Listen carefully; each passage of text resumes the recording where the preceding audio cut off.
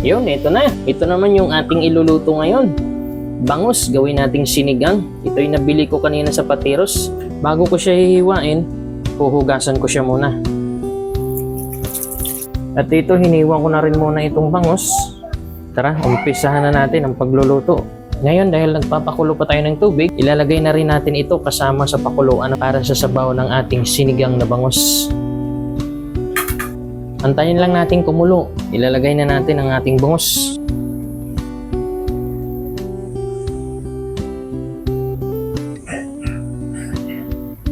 Hayaan na muna natin kumulo. A few moments later. Ito na yung ating sinigang. Wow! At siya'y luto na. At nalagay ko na rin yung mga gulay-gulay natin. At nalagyan ko na rin ng pangpalasa. Titikman natin yung kanyang lasa.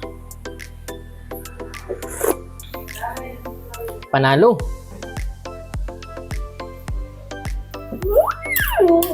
Sarap. Wow!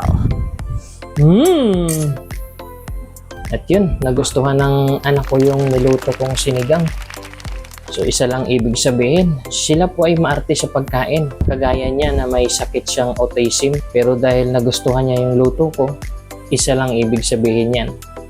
Yun po ay masarap at pasok sa kanilang panglasa. Good job. Bye-bye.